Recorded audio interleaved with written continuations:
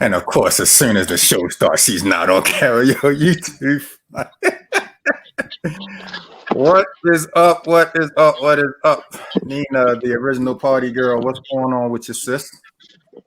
A whole lot of everything. Life is for the learning and the living.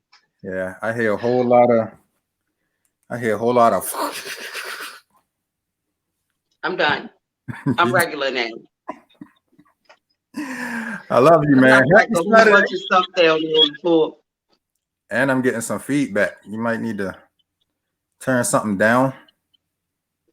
Maybe. I don't know. Testing. Microphone checker. Microphone 1, check. 2, checker. So look, real quick, I was going to talk for about 15 minutes because I didn't know that our guest was going to pop in the studio, but I see that she just has. But before we bring her in, I try not to do the politics. I try not to do the politics. And you know how I feel about that guy that's been occupying the space at 1600 Pennsylvania Avenue in Washington, D.C. Wednesday really hurt my heart, man. Wednesday really hurt my heart. To see those people actually go in and take over, not just walk in and like take over the Capitol was like, I haven't felt that bad since 9/11. I really haven't felt that bad about this country since 9/11. And as I'm sitting and watching some of this stuff, it took me back to the Black Lives Matter situation last year at the Capitol. And I just remember you had hordes of policemen and National Guard just standing on the steps just in case, and to see how that turned out Wednesday, it sickened me to my stomach. It really did, man. I was like, I can't wait. Unfortunately, Nina, I honestly don't know if the inauguration should happen publicly. First of all, you have this pandemic going on, so there's no way you should have thousands of people out at the Capitol anyway, first and foremost. But I just feel like there's going to be something like a part 2 to what happened on last Wednesday. And I think that this one is going to be a lot worse, or could possibly be a lot worse. Well, that's why I like us, because we're very different. I felt like it could have been staged. How else did they get away with it? But let the white people do what they do. Like black people, we march. Let the white people go to who we are supposed to be holding accountable for this world that we live in. We're not going to do it. So let them go. Tear it up. They're not getting locked up. They can get their point across in a different way than we can. There has, when I heard about it, well, when I checked on it yesterday, they were up to like close to 90 arrests that were actually made. You got to realize the technology of security that's surrounding that building, along with this whole facial recognition thing, and just the fact that there were some people that were willing to say, hey, I recognize that person. He's whatever from wherever, whatever. They've arrested like 90 people already. Who told you that? The news. I saw it on the news yesterday. Yeah. Okay. Yeah. You better go get the guests. Media got a way of making things look like they needed to make. Our whole country is run on fear right now. Hey, fear. You're the media, Nina. So watch what you say about the media.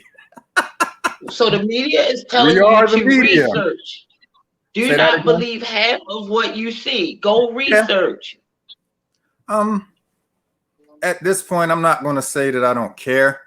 But to me, my main point that I was trying to make about it all was that Wednesday showed if people rationally or irrationally don't understand the difference between what black people have to deal with in this country and what white people have to deal with in this country after that, I'm sorry. I don't know what else we could possibly tell you, because we know how that situation would have turned out had that happened last year during the Black Lives Matter movement, if we would have tried to infiltrate the Capitol.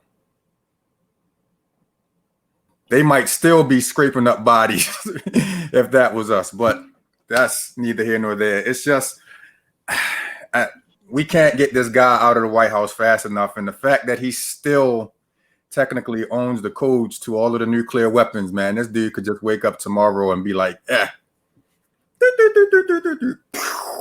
and just, he has way too much power, and he's way too unstable up here for him to have that much power. Especially, I mean, you have to consider he hasn't done anything work related since he lost the election in November. And you know how people get when they get ready to quit their job, or they know they get ready to be fired. It's a whole lot of stuff that can happen. You know what I mean? Like, it's a whole lot of stuff that can happen. And I would hate to see Donald Trump's version of going postal. You see where I'm going with that? Did we just see it? No, I don't think that's wasn't that a piece of that? I don't think it could be.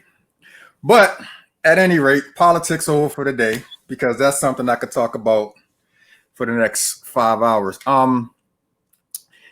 I am very excited about this guest that we have today, and she's going to laugh when she gets on here. And LaTonya, I need you to come back. I don't see you now. I'm going to wait until she comes back up, but there she is. She's sitting back down. So I've been trying to get this lady probably for about 3 years now. And it just hasn't happened. I know she's very busy in everything that she's doing, but I'm a Netflix junkie. And a few years ago, Nina, why are you? I could be in the middle. It's messing with my alphabet. I had to be in the middle. Okay, got you. So I'm a Netflix junkie, and a couple of years ago, I came across this show called Last Chance University. And we're going to explain exactly what Last Chance University is. But on seasons 3 and 4, they were going live from a community college in Independence, Kansas. I never knew that there was an Independence, Kansas until then. And this woman, man, she, to me, is the epitome of what every educator should be, especially when you have young Black men and young Black women who have kind of been pushed through the education system in high school.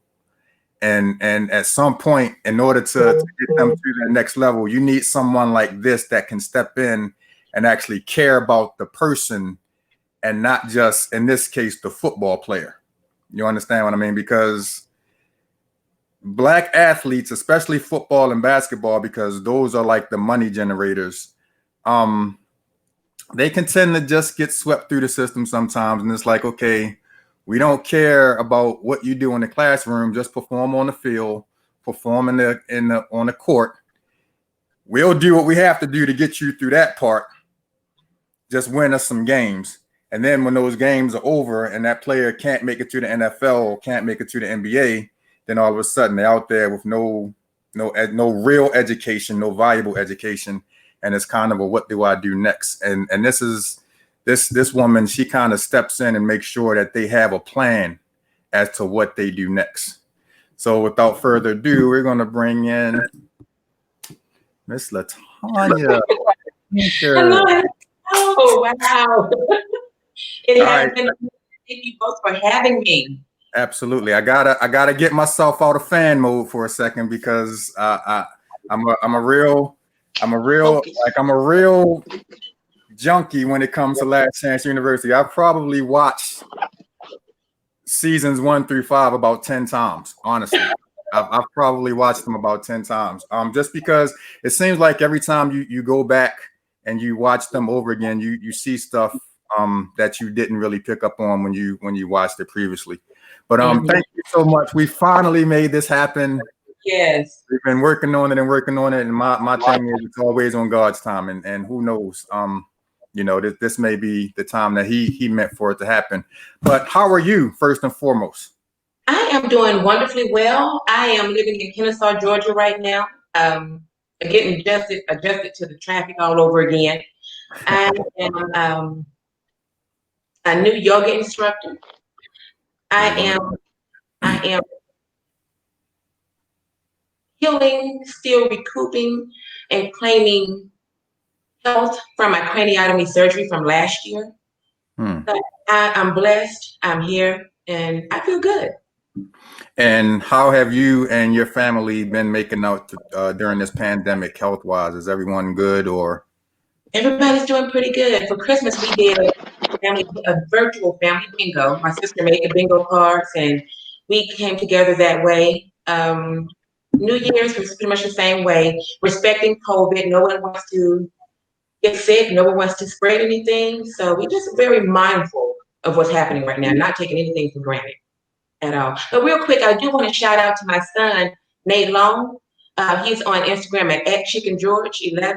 He will be going to the Army February 15th, and I'm excited for him. I'm excited. Hey, so wait a minute. Hey, man, you said at Chicken George what? I think I mean, we watched right, that's what I'm Chicken George, right. I gotta go find this guy. Hold on. It's at Chicken George _11, something like that. He's also an Omega. Yeah, so I'm very proud of him. Okay, I'm following him now. Tell him Mr. Antoine from Baltimore is following him as we speak. I sure will. Okay, so this statement hit me hard when I read it. Not hit me hard in a bad way. I was like, yo, this is so powerful. I see the train wreck coming, and I am the train. I love that statement. I love that attitude. Where is that something that's personal for you? It is. Okay. It is. Okay. I see the train wreck coming. I'm standing out, and I can see trouble happen. I can see trouble about to just explode. That's one thing when you're outside looking in. However, as a teacher, I am your train. In order for your success, move me out the way. I'll move, but move me out the way. It's almost like a mountain, moving mountains. I am the mountain in the classroom. And if you do everything that you need to do as a student, you will move me out the way. God's will. So, how in the world did you make it to Little Independence, Kansas? From Atlanta, Georgia. Wow. Yes. So I decided I needed change in my life. I like change. I like to evolve. And I thought, let me just apply for jobs everywhere and see what happens. I applied for the position in Independence Community College. They called me in for an interview.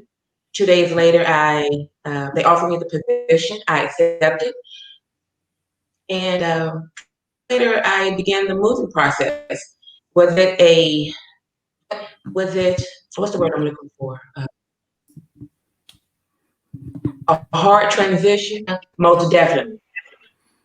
I can imagine. I thank God for placing me in that position. Wonderful people from all across the world.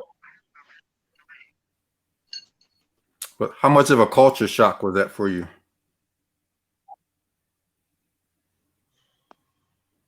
Or was it? No, it was. I'm from Chattanooga, Tennessee, so I was raised with diversity. I believe in diversity. Living in Atlanta for 17 years, it kind of excluded me from that a little bit, segregated me from that. And moving to Independence, Kansas, it wasn't a hard transition for me. It was a culture shock because there were not many places that looked like me there in the town. And I remember one scene, and I think it was from the first episode. They were out on the football field and there was a bull running loose with a guy trying to shoot the bull with a tranquilizer. And I'm saying to myself now, and as I'm thinking about that, like that might not have been something you would have seen in Tennessee. Well, you might have seen it in Tennessee, but not something just that common, just to be, out of the blue, having a bull running across the football field. Not at all. I've seen a few cows traffic. I've seen a few cows just taking a leisurely summer stroll. But it was great. It was a great experience. It was a great experience. That's when my love for horses really truly kicked in. So it was a great experience. The funny thing is, here in Baltimore, we have Nina's going to laugh when I say this. We have a main road in Baltimore City that basically connects East Baltimore to West Baltimore. It's called North Avenue, and there's a slaughterhouse located off of a side street off of North Avenue, and every now and then you may see a bull or cow or some kind of animal just literally running down the street. And I'm gonna give you a reference. You remember, I'm sure, the riots that we had here a couple of years ago after the Freddie Gray murder. Are you familiar with that, LaTonya? Yes. Okay, so that area where CNN is North Avenue, and that's like right in the heart of West Baltimore, all the way to East Baltimore. And the slaughterhouse is right around the corner from where that CVS burned down. And you can see bulls every now and then just literally running down that street. That's almost like the equivalent of a Martin Luther King Avenue or Martin Luther King Boulevard in some of the major cities. It's funny. So I want to talk to you about a young man that really touched my spirit and my soul on this show. And I could see that you really built a great relationship with my man, Bobby Bruce. And the relationship that I saw you guys build on that show was something that's like, it's almost like God placed you at Independence knowing that he was going to be there and that he was going to need you at some point. Talk a little bit about him and the relationship that you built with him. Bobby Bruce, the person, is a wonderful, outstanding, dynamic, smart individual. I know one day we were talking, I can't remember what we were talking about. He said, "So Miss P, you can still have all these degrees and still be stupid." And it took me a second. I was like, "Bobby, you're absolutely right." Absolutely. So I love the person that Bobby Bruce is. I love the person that Bobby Bruce is. I would say probably he was in a class of mine, maybe a semester or two before, and I spoke to him. He was an introvert in the classroom, not very outspoken at all. But it was something about him that drew me to him because I guess because kindred spirits. I'm an introvert. He's an introvert, and I was just drawn to him for some reason. And when he took a couple of my classes, and I began to know him, but began to have conversations about everything. I thought this man right here, he's walking success, but he doesn't even realize it. And I wanted him to realize that. He there was a time that you asked him to give 3 words about himself, and he couldn't even give like 3 positive words, I should say. But then you came back. I don't know if it was like the next episode, but you came back and you asked him, and he was able to like open up and express some things about himself. And I was like, I could see the growth and the influence that you were having on him just through that little bit of time. But I want you to like just briefly talk about your feelings and your thoughts on the education of young Black people, especially as I was saying earlier, those athletes that kind of get pushed through the system. Because even though, and I'm gonna say this because the coaches always say the right thing. They always say that we care about you, we want you to graduate, and so on and so forth. But I feel like underlying the main concern is the wins and losses on the football field, because a lot of the times those coaches don't even have any kind of relationship with those players, with those men. I'll call them young men because this goes beyond the players. They don't have a relationship with those young men once they leave those specific teams. So talk a little bit about just, you know, how you feel about the system and the way that young Black athletes get pushed through. I'm trying to find the right words. It is upsetting to me. It makes no sense. A recruiter is a recruiter, and a recruiter would do exactly what a recruiter does: recruit the best person, the best opportunity, what have you. A recruiter would do what a recruiter does. Now, some coaches, they do build relationships. A lot of them don't. I've seen the highs and I've seen the lows.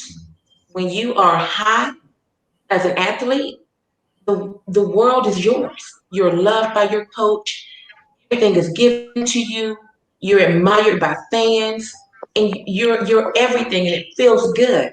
However, if you fail in the classroom, if you injure yourself, if life happens and you can no longer play, and your mindset is I'm only football, then you're stuck. You're stuck there, and you don't. Most athletes don't know how to get past that moment of being stuck. Moving on to those who are in college, who make it to college through an athletic scholarship, through walk-on opportunities. Some of these students, I will say, may not have had the best education coming in. So if you was a big man in high school and you're weak in math and science and history, you failed that class, but you were recruited to be everything, trust and believe you will not be able to play. You will hit a state of depression, and you will not know how to overcome it because the person that recruited you, 7 times out of 10, that person has moved on to the next one. So I can't stress enough, when you go to college, use that opportunity like you are on that field. They're using you on that field. You use that opportunity for your education, and you be the best student that you can be, period. Because a lot of schools set us up to fail, and that is the truth. But you have to take the initiative upon yourself to have a strong work ethic.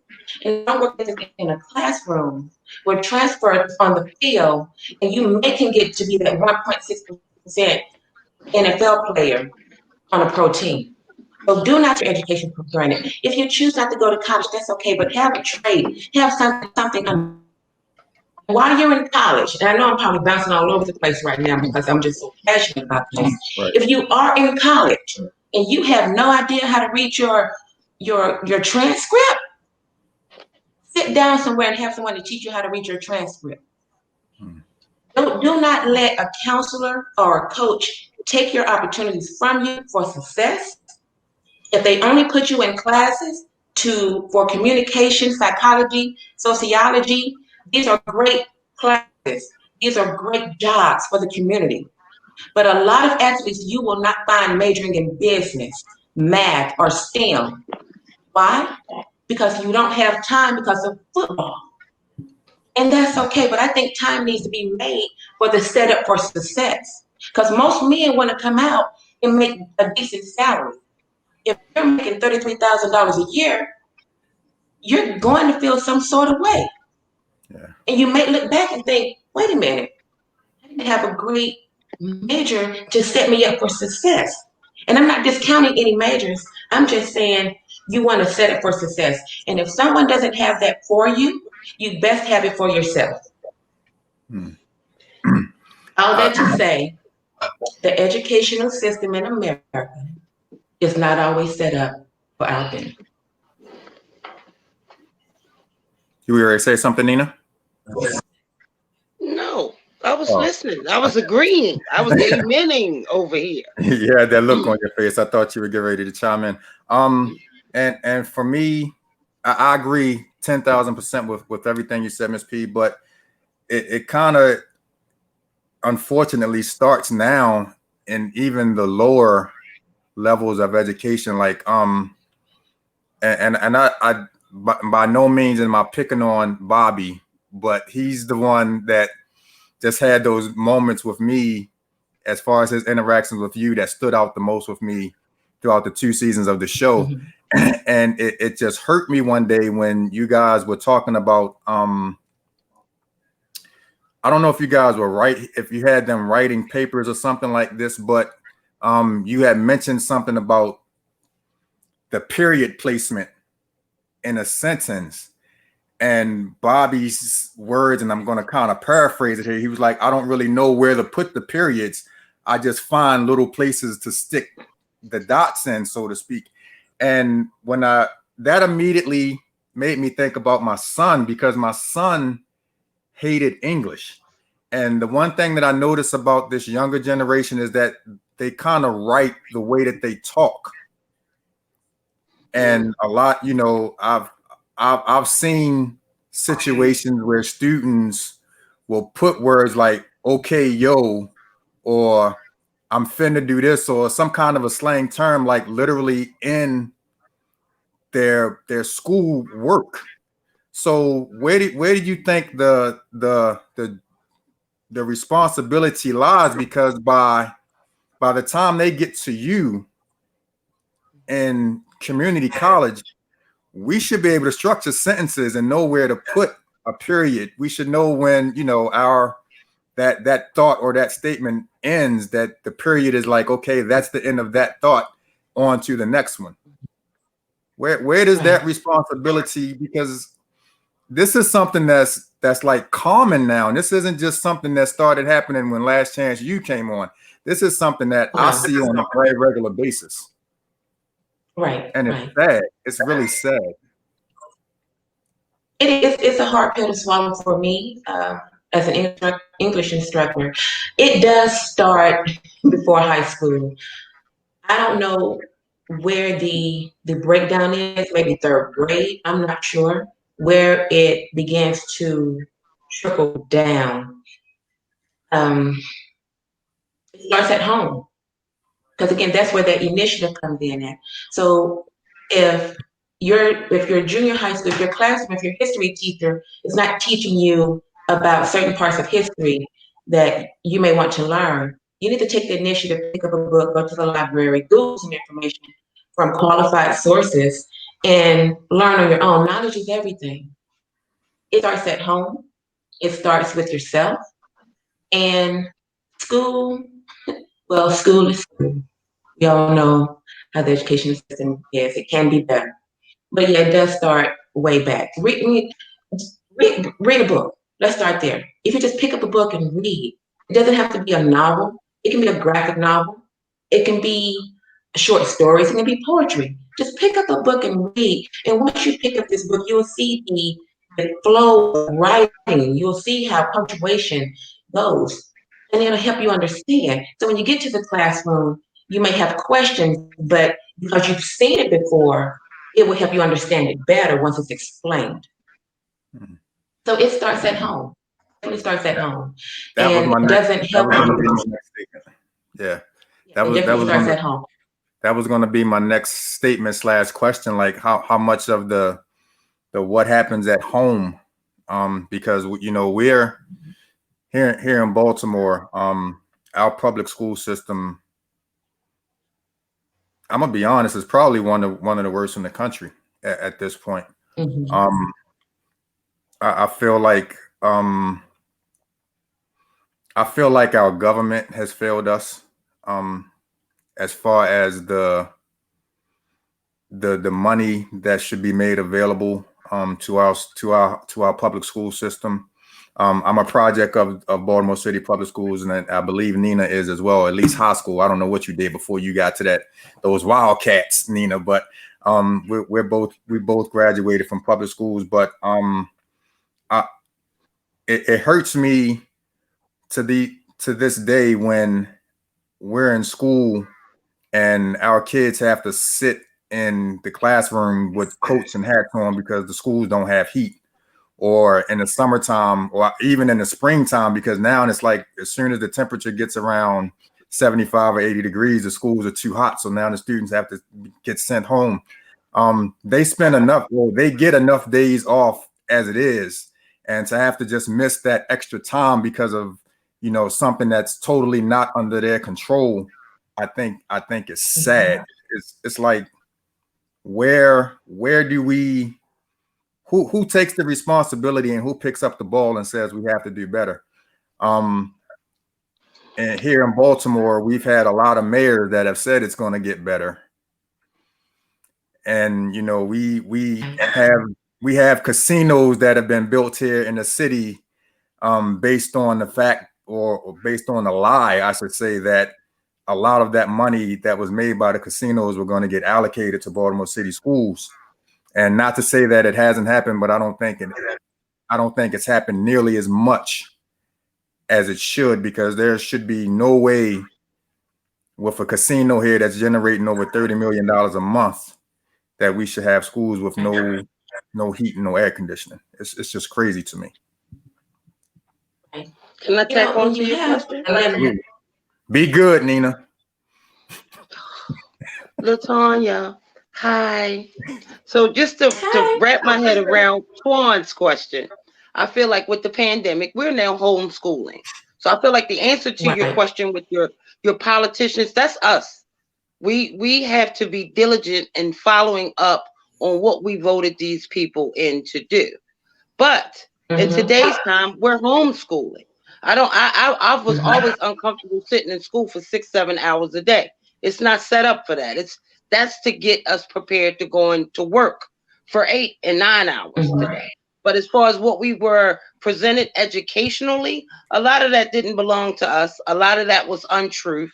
And I feel like we have a better opportunity to school our children now while we have them at home, using alternate and diverse methods of getting them the lesson, where it's different in the classroom. I can actually take you outside in the backyard and we can do gym, or I can take you here and I can show you the monument of where this started. So do you feel, LaTonya, that this is an opportunity for that we can use because we're homeschooling our children? Almost definitely. Let me add to that. When Booker T. Washington started Tuskegee University, they did not have all the technology and resources that we have. But those young men and women got it done. They got their education. They literally physically built onto that school. They wanted more for themselves. They wanted more for their community with the limited resources they had. And they made it work. And they were, I'm going to say, geniuses with limited resources. So I can't see some of the things that we're saying now as we don't have this, we don't have that, when they didn't have nothing. And we have Tuskegee University from them. So you take whatever you have and you make that lemonade with it and you drink it because it's going to be good. So yes, well, we're virtually learning. Well, let me say, if I don't know how to write well, if I don't know how to speak well, and Lord knows my truth is, Matt and I are not friends. But if I am not sufficient in these areas, how can I help my child? Because all of that's going to be foreign. If I don't read well, all of this is going to be foreign. So how can I help my child? What do? You go out and look for resources. What if the resources are too expensive? That's where you're stuck. You ask for help. And I'm sure someone can help you. Exactly. You're good. Twan's good in math. You're good in English. I'm good in science. So we have a community that we need to tap into. Exactly. I work with in the huddle, and we have a tutoring agency, or tutoring agency that we're trying to get off the ground to help with these situations. Because I just can't. I don't buy too many excuses when it comes to our education at all. I just don't. Give me a chalkboard in an empty classroom and some desks or some pallets. I will make that work. You're I gonna don't learn believe in today. excuses when it comes to education. Right, you're gonna We're learn gonna today. learn today. You're gonna learn today. Period. Today. So I don't do all the excuses with we don't have this. Make it work. Be resourceful. That's what you're supposed to do. Yeah. Use your energy outward. And So Nina, can I back up? That's it. Okay, so like Twan usually gets very excited to see the guest as soon as they come on and he just starts talking. So for some people that don't have the whole picture of you, would you mind introducing yourself? We could do it, but we're going to miss something that we don't know that you do. So if you had the best introduction of yourself ever, what would it be? I'm gonna start letting you do that first, Nina. I know it's funny when people ask that question. It's like, who am I? Who is LaTonya? Who are you? Who are you? Who am I? Well, my name is LaTonya Pinkard. The world knows me, or a lot of people in the world knows me as Miss P. I am a Southern woman. I am kind. I am compassionate. I listen to people. I love love. I'm not afraid to show it. I love my peace. And when people are stressed out, now that I know how to incorporate yoga and breathing and meditation, I try to help people overcome certain challenges that they may have through the practice of yoga. I believe in meditation. I believe in prayer. I believe in God. I love Jesus Christ as my Savior. I love to travel. Like I said, do not put me in a box because I will climb out. I do not like to be put in a box at all. I'm just a well-rounded individual. Mother, daughter, sister, aunt. An associate professor of English. Oh, associate professor of English.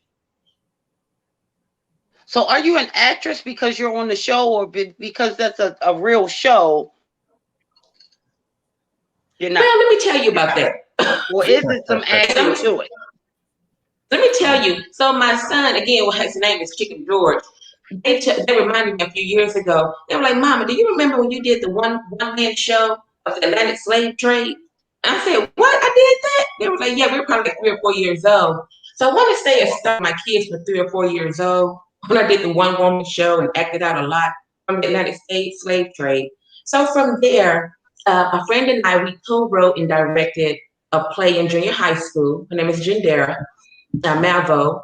And from there, I was in about 4 plays under the direction of Karen Carpenter. She's an off-Broadway director. I did that. How I was discovered on the show, because again, I am a no-nonsense type of person. And I have my wig drobe. And so I would wear my wigs, I would have my high heels on, going to class, because that's just who I am too. And when Netflix came to, I'm sorry? You had a little natural puff, I think, on part of the show. Oh, there's no telling. But I love my afro. Yeah, quite a few different hairstyles on those 2 seasons. Yes. That's what women do. That's why I call it my wig bro. Exactly. Love change. But my apartment manager, she asked the director or the producer, have you met Miss P? And it started there. I had no clue they were there. I really hadn't watched the series before because I'm just focused on getting my students to the next level and making sure that everybody's okay. So I think after she asked that, a couple of days later, Emmett came to me and said, Miss P, they're looking for you. And I'm like, who's looking for me? He said, Netflix. I said, oh, okay. And I just walked on away. I didn't think anything about it. A couple of days later, they came to my office and they were like, do you mind if we follow you for the next few weeks? And I said, follow me, what do you mean? And, we'll come to a few of your classes, we'll come to your home, we'll have interviews. So they explained the process. And it would be over the course of 16 weeks, they followed me. And here I am. Now, because I am an introvert, was it stressful? Yes. And I thought, my God, shine through. I hope I make an impact on somebody. But I didn't know it was going to be this that much. Yeah.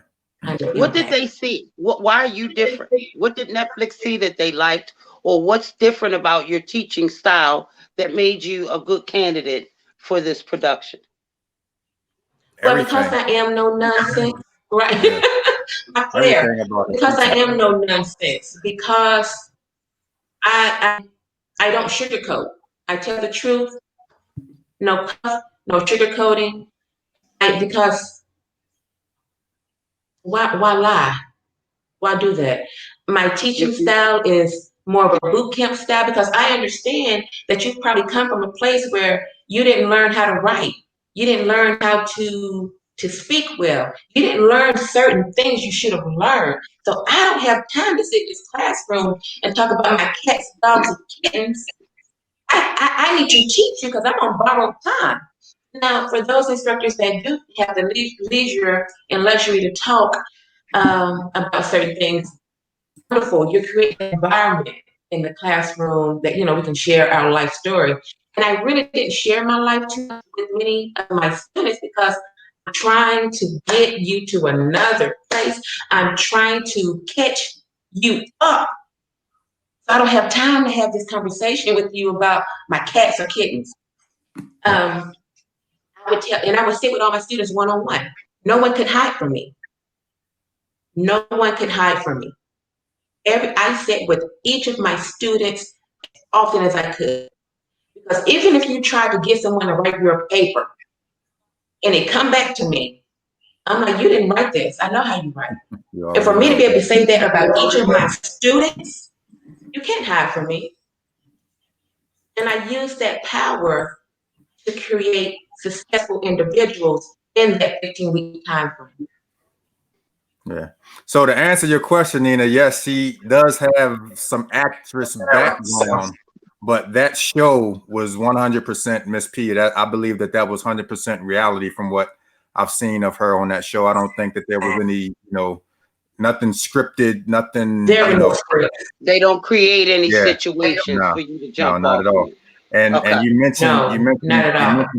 You mentioned Emmett, and Emmett was also one of those polarizing young men. But I want you. This is going to be my last question about the show because I could sit here and talk to you about Last Chance U for 5 hours, but this is going to be my last question about the show, and I want you to be 100% honest, and I want you to tell me how you felt about the coach.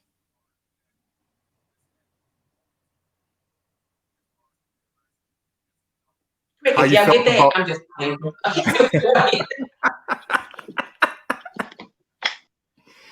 I was like, oh. So, and before you answer, actress. So hold on. So before you answer that question, Miss P, let me kind of paint this picture of the coach to Nina because Nina hasn't seen the show. So on purpose, no disrespect. I try not to watch it. I'll watch it after but I want to get that fresh approach, that organic thing from you. Right. So Coach Brown is a white guy that grew up as the only white guy in Compton, California, or in his neighborhood from Compton, California. He has a very I can't even find the word to use. It's your show. You can say any word. He has a very unique. You can take a person out the hood, but you can't take the hood out of a person style of coaching. And you might, if you don't like to hear obscenities, you probably don't need to watch this show at all because the F-bombs drop the way the word "the" drops when we're talking about them. When we're just having normal conversation. Me personally, I love the passion that he has, but I don't agree with the way that he comes off at that show. And it honestly didn't surprise me when I heard afterwards that he had actually been removed because of something else that didn't have anything to do with the show. But Miss P, I want to hear your thoughts on the coach, and I want you to be honest, as I know you will. Well, when I first met Coach Brown, I thought, okay, he's pretty cool. And I heard the voice before I saw the man. And I thought he was a black man as well. And then when I saw him, I'm like, oh, okay. Same thing Bobby Bruce said. Right, okay. I will not take the fact away that he's a great recruiter. He's an outstanding recruiter. Absolutely. He brought in some great talent, and he got them on the right track. Sit in the front of your classroom. Do your work. Take your hoods off. So he instilled in them some behaviors that they may not have done in high school or before. He motivated them and provided them with the passion they needed to succeed on the field, and gave them a little bit of a drive to do great in the classroom. So I will not take that away from Coach Brown. However, how he communicated with a lot of the students, I felt was subpar. I was offended when he said, I forgot exactly how he said it. I know how to relate to him. I forgot how he said it, and I thought, is this how you talk to people of color? This is how you relate to us? By talking obscenities and cursing at us all the time? Is this how you talk to us? That I was offended by that comment. If he wasn't white, would you have been? Yes. Yeah. Very much so. Yeah. This right here transcends color. It's about character. It's about character and the quality of the human being a person is. And I probably would have been even more offended if it was a black coach talking to us that way. Mm-hmm. Because why are you? Why? There's no need to. Is that necessary? So do you think that the black men that he had on the coaching staff, do you think that they maybe could have stepped in and at times been like, yo, coach, this isn't the way that you should be talking to our young men. And let's make this clear, Miss P. He didn't just talk to the black players like that. He talked to all of the players like that. I don't want us to make it seem like, this was just him going at the black. We talked to the white players like that as well, but because that team was predominantly black, this is just the way that, that we're seeing it. But do you think that, because I believe one of the coaches was his best friend, but he had other black coaches there. Do you think that there should have been a time when they, as men and as his friends, should have probably stepped in and been like, maybe we need to tone things down a little bit, even though he probably would have cussed them out too, if not fired them? But do you think that they should have at least kind of stepped in and intervened on that? I don't know if they did or did not. I have no clue. I would hope they did. The one time that we probably saw that happen, we saw the fight on the field. Which time? Yeah. I'm sorry? I said, which time? Exactly. I can't remember that coach's name, but there was an altercation on the field between Coach Brown and another coach. Yeah, the wide receiver coach. I know you're talking about, the older guy with the bald head. I know you're talking about. Yeah. Right. Yeah. So I don't know if they tried to pull him to the side and he went Trump on him, didn't listen. I have no idea. I don't know. Now I saw the wide receiver. I can't remember what his name was.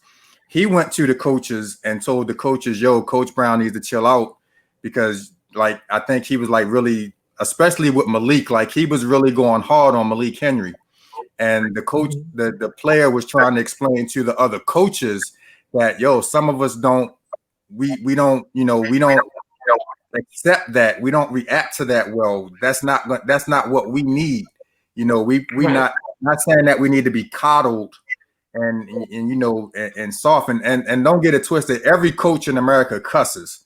but there's a difference between what other coaches do and what this guy does. This guy was like obscenities on steroids 20 times over. You know what I mean? And it just, as a father and having a son that played football and wanted to go to college, if I would have sent him to Independence College under Coach Brown and saw the interactions with my son the way I saw him with other players, I probably would have taken a trip to Independence and had a real man-to-man conversation with Coach Brown, just because you can't constantly do this to black men. And it was a lot of constantly doing this. And those times where he was like, well, if you don't like it, just get out, just leave, go home. I didn't like the way that he, that bothered me a lot watching that show. That's also where you're from, because some people live that lifestyle where that's where they get at home. They constantly getting that. So he might have been able to touch one or two people because that's what they needed. But you need checks and balances, and you need a complete round table. Like LaTonya, she's very sage and hot tea-ish. Your tone, your vibe is very peaceful, but you are straight to the point. So sweet tea. And it would be sweet tea. It would be sweet tea. It would be like what you're drinking. It would be sweet tea.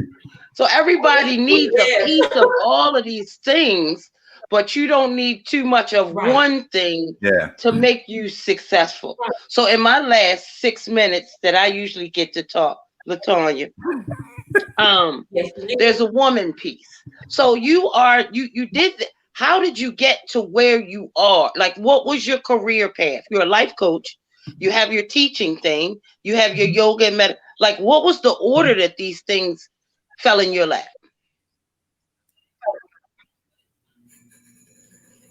First, through prayer. I always ask God to open up doors and opportunities for me. I always ask God to work through me, speak through me, and put me in the places and positions that I should be in to show His glory. That's my prayer. And I've always had a knack to want to serve and want to help others. And it has just fallen in line this way. I've obtained, I used to volunteer as a community advocate for the juvenile system in Chattanooga, Tennessee. And from there, I got my degree in English. And then as I was teaching, I thought, I need to add some life coaching here, because some of these people, young adults, they need some life coaching along the way. Now, did I just sit down and have life coach sessions with them? No, I integrated some aspects to help them move forward. From there, and after having craniotomy surgery, my life just, I would say my soul opened up even more. I journeyed within and found a deeper me outside of the labels. Like I said, I named off, I'm a teacher, you mentioned the yoga instructor, but my soul is much bigger than the labels that I carry. And everything has just fallen in place. Awesome. Is there something you haven't touched? I'm sorry, in all my positions, I'm able to serve others. I'm sorry? Where do you think your next step in your journey will be? Where do you want to go that you haven't touched, but you have the skill set for? Pastor. Oh, woo. I thought about politics, but I have to go country. I don't know if they're ready. Right. Yeah. Why? That's your need of advocacy. How does politics tie in to what you do? You are an advocate by nature. Is that what the connection is? Why would you even look at politics? What's attractive? Because it's serving the greater good of people. Serving. And because I'm just a regular person. I am a teacher. I'm an educator. I I know how to tap into mind, body, and soul. And to get into politics, because I am so grassroots, I'm here. I can listen to you. I know what it's like to be broke. I know what it's like to have two kids and never to want to experience that again. I know what that feels like. I know what it feels like when I have a child and he doesn't like school, but he's successful. So I know what it feels like. In any way that I can help anybody, and I tell people any way that I can serve, allow me to. Like I would love to go on a mission trip and teach in Africa or teach in South America for free, just to help people who are illiterate become literate. It's in my spirit. I can't shake it or run from it if I wanted to. Good stuff. And it is done. That's how that goes. You put it. I feel like today's times it's a good time for people that really want to help to be in politics. Like 5 years ago, if you really wanted to help people, you wouldn't do politics because the way it's set up, it's set up so that you can't. Just like our school systems to a certain degree. So I feel like now people are looking for boots on the ground, organic people that are just like them, that just want to be able to live a healthy and wholesome life. And that's the appeal to you. That's also your advocacy. You're like, now with your life coach, who's your audience? Are you talking to young adults, or does it go beyond that? It doesn't matter. It doesn't matter. Young adults, not teenagers, maybe 18 plus. 18 plus. Now, if I like them a little 13-year-old that needs. Okay. Well, let me say I do have a children's book that I am working on, because if I'm an advocate on the show to read and have a book club, I thought I need to write a book. So I am working on my first children's book. I saw that. That's awesome. He's like your number one fan. Like, do you have a fan club? He saw the books, the ponytails, like he knows everything. Nina, I'm really not exaggerating when I tell you that I've probably watched that between the season in East Mississippi and the 2 seasons in Independence, Kansas. I've literally probably watched that like 10 times. Yeah, I know how you are. It's not quite Drink Champs. Yeah, but it's far from Drink Champs. But I know how you are when you like something. He's really excited here. And it's one of those things where it's easy to sit down and not realize that you watched 5 or 6 episodes. You know what I mean? Like it keeps you that much. And there's always that one person that kind of stands out as far as the education. Like Miss P, I'm not sure if you're familiar with the first 2 seasons from East Mississippi, but the young lady Brandy, who was the I don't know, she was like the person that made sure that all of the guys had to stay on track in order to graduate on time. Right. She was that person that made sure, okay, these are the classes that you need. This is what you need to do to graduate, to get, and to qualify in order to be able to go to the Division I schools. And I like the fact that Netflix chose to focus on people like you and her, because in the midst of all of this football stuff that's going on, and these guys who come from various backgrounds and have ended up at these schools because of various reasons, whether it was the lack of education or getting in trouble when they were in Division I schools, at the end of the day, football should be the 1A, because football should be the 1B, because the 1A, which is the educational part, is going to be the main part in them being able to be eligible to go back to the schools that they're trying to get to. So I love the fact that they chose to highlight people like you and Miss Brandy on the first 2 seasons. But my question is, how long have you been gone from Independence, and what made you go back to Georgia? Because until you told me this the other day, I didn't even know you were back. I thought there was a time difference, so I thought that you were going to be like 3 or 4 hours behind us. Remember, we talked about that. Right.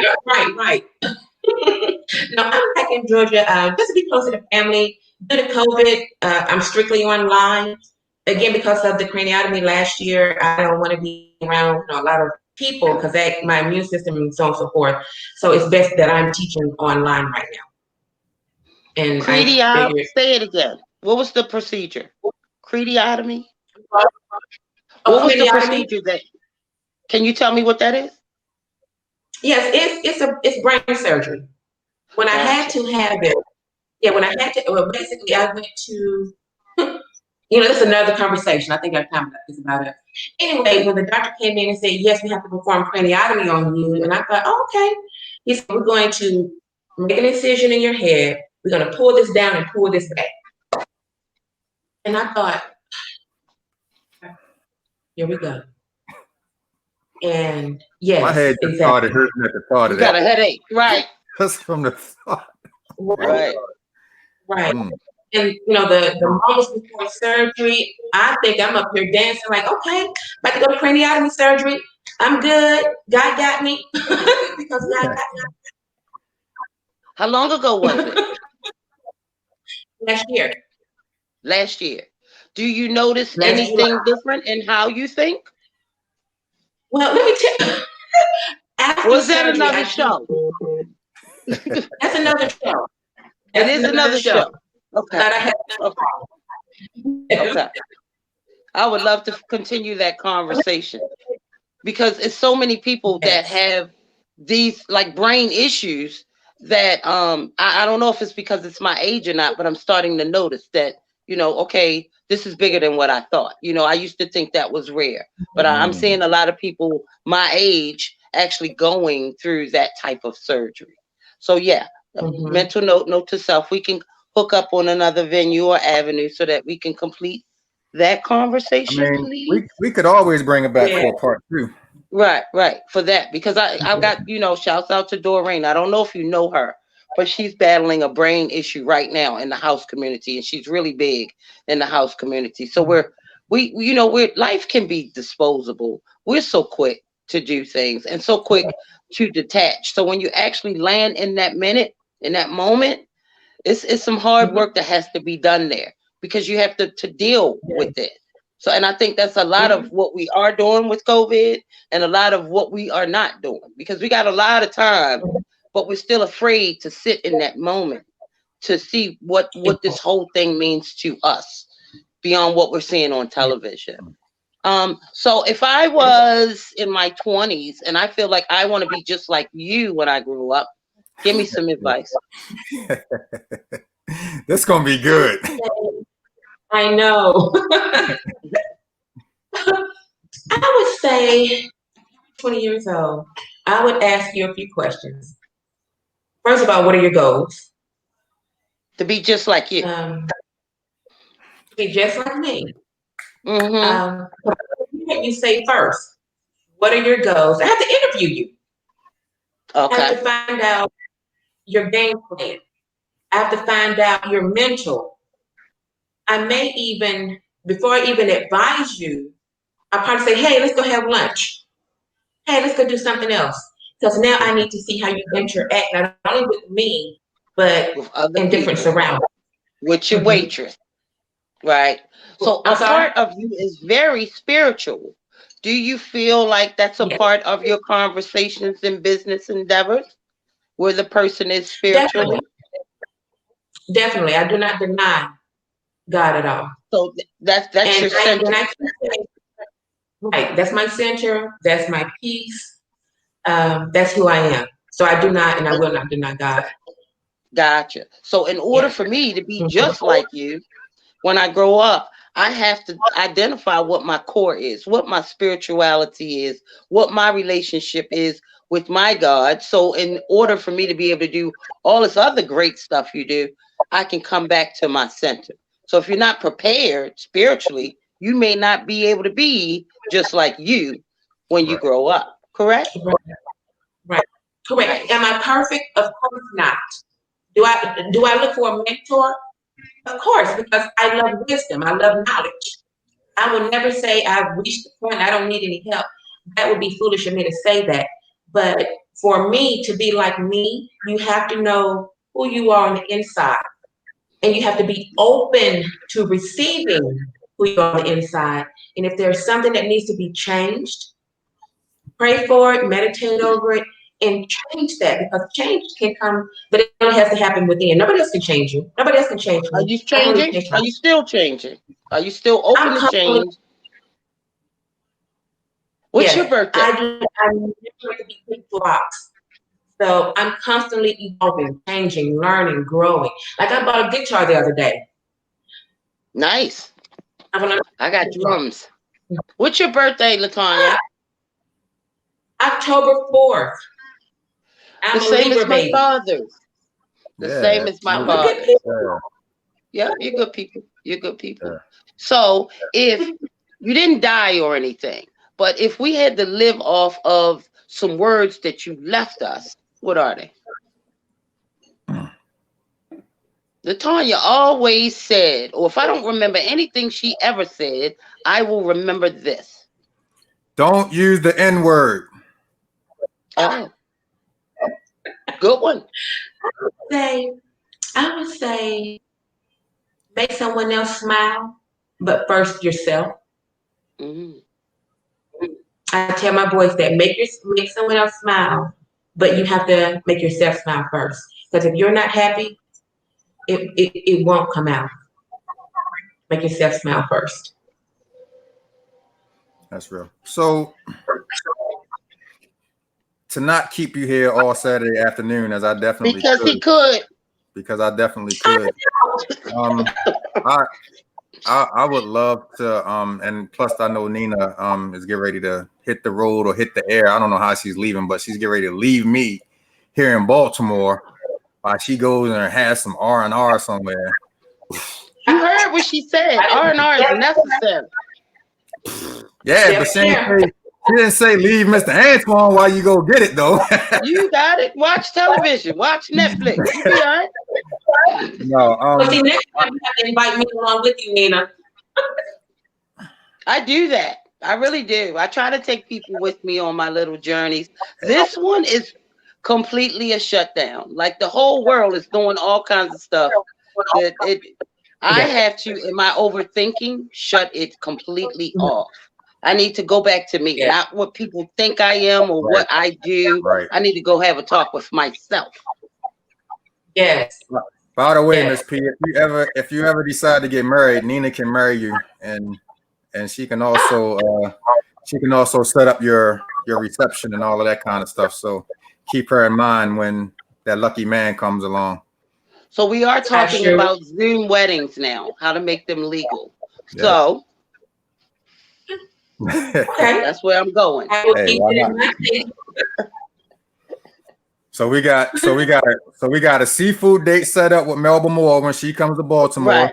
Right. Now we're gonna make sure that we get you and Miss P working together some kind of way. Or if she ever comes up north and comes to Baltimore, we'll make sure we take care of you. I got soul stuff, so I can make sure that your soul is good while you're here. Definitely. Yeah. Definitely. Miss P, we would love everything is a meditation. Mm-hmm. The smells. Oh my the sights. I got about 1.5 acres land on my house. You can see the sunrise right there. You can touch it if you want to. Like things that really affect your soul. Yeah. So you want to leave me the keys while you gone?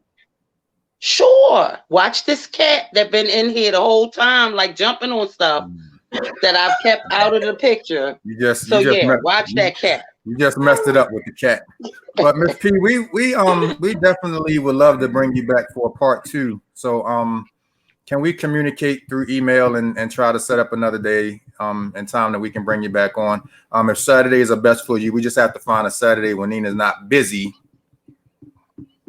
I pray for that. Definitely. But we would love to. 9 o'clock. Bro. Tell her, Twan, I'm coming in at that time. She might have just got in. She might have just got in like 10 minutes before the show started. Right. Right. And I really want in our next endeavor, I really want to talk about your yoga and your meditation. People need ways to cope. And I feel like that's a piece that you can have some really healthy input on. Absolutely. Definitely. I would love to come back. It's been a pleasure speaking with you both.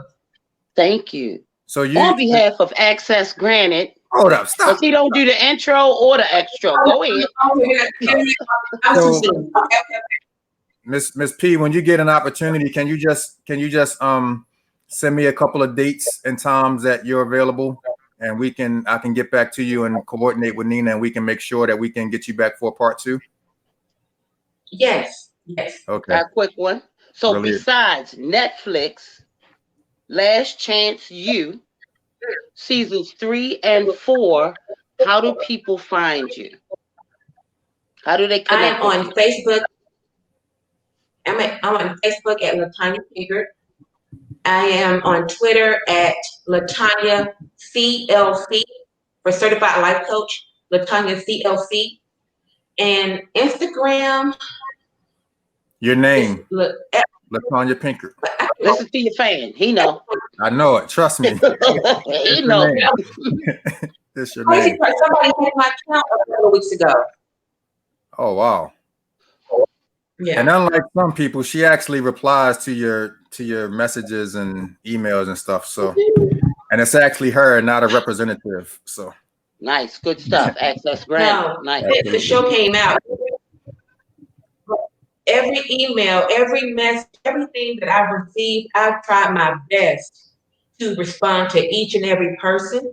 Because if you've taken the time to say thank you for being who you are, then it's just common courtesy in my manager to say, no, thank you. I appreciate you reaching out. See, I've responded. That's that Southern belle. That's that Southern belle that you don't know about, Nina. Can she cook? What kind of question? What kind of question is that, Nina? I'm thinking we visiting her. I think that's what's happening. Or at least go on live so we can see you cook something. Hey. I'm so hungry. You know what? That could be another show. But oh my God, I love to cook. Butter is my best friend. I have my seasonings. I'm just not really getting into different herbs and spices, but can I cook? Yes, ma'am. I'm offended that you asked that question. And Nina, you know my wife is from Columbus, Georgia, so I'm down that way all the time. If Miss P give me the address and tell me to stop over, it's on. I'm stopping. You know, I'm from Baltimore, so that means I could grow weed, I guess. Cooking ain't on my. I don't know. I don't know what we famous for here in Baltimore. Seafood. What do you mean? Oh, seafood. Yes. I don't eat it. Yes, they do eat that down there. What are you talking about? Okay, I don't know anything about the kitchen, Twan. It's on a different level. Now, I wouldn't go down to where she is and ask for a crab cake because they don't have Old Bay seasoning. They don't. Well, that too, but the places that I've gone to outside of Maryland and asked for crab cakes, it's just not the crab cakes that I'm used to. So that's like if you're from New Orleans, you don't go to other places and ask for gumbo because crawfish, or crawfish or whatever. Right.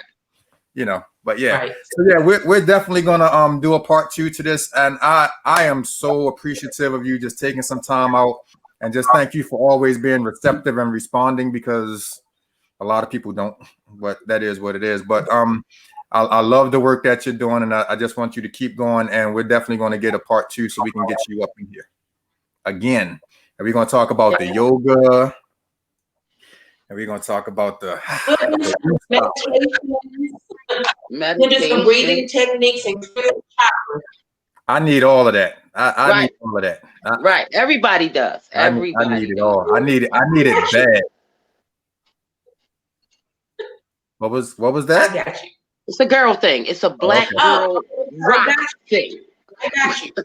Okay, appreciate it. Hey, Twan, I got something I made up. We got to practice on her, okay? So you know how I am about the intro. The extra, what is it called? Outro is thank you for granting us access. What do you think? Woo! What do you think? I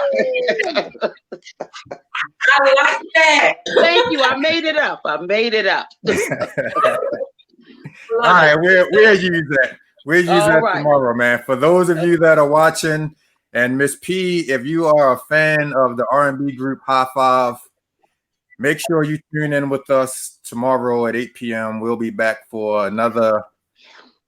Yes, 8 p.m. Got to get the Ravens. Got to get the Ravens game out of here. You made the time, Nina. You agreed to the time. They made the time. You agreed. You should have said no. Oh. But yes, we'll be speaking with legendary R&B group High Five, and also on this Wednesday again at 8 o'clock, Nina. So I hope you're back in town by then. We will be talking to former Harlem Globetrotter Charlie Chu Smith, who's from Baltimore.